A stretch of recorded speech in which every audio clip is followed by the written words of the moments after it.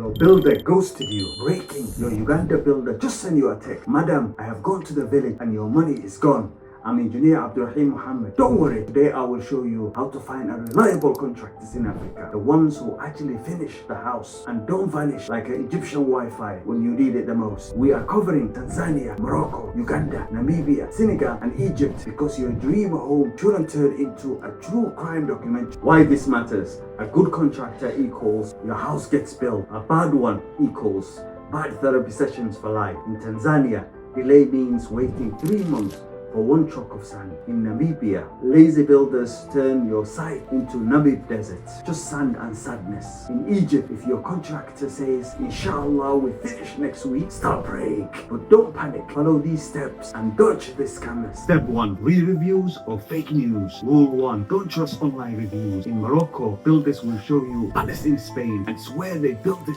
in Marrakesh. Pro rule. Visit their past project. Touch the walls. If their plaster crumbles like a feta cheese, run. Call real clients, not just his cousin who says he's genius when he's sober. Check Google Map date. If their finished house, it still looks like a zombie apocalypse hit it last year. Scam alert. Step 2. Licenses or lies. In Uganda, there are real engineers and then there are Uncle Johns who built a goat house once. Demand these documents. Business license, not handwritten. Tax registration, yes, you should pay taxes. Professional membership. Egypt's engineering syndicate doesn't accept YouTube certified builders. If the excuse is the government lost my papers, Habibi, so will your money. Step 3. 3 quotes or scam. In Senegal, if your quote is too cheap, your house will be built with cement weaker than an instant noodle. Workers who disappear every football match. A lifespan shorter than a mosquito in a bat cave. Golden rule. If the price seems too good to be true, it's a future demolition project. Step 4. Pay in stages, not all up front. In Namibia, smart people pay like this. 20% up front for material, 30% of foundation so they don't vanish, 30% of the walls so they don't slack, 20% of the final inspection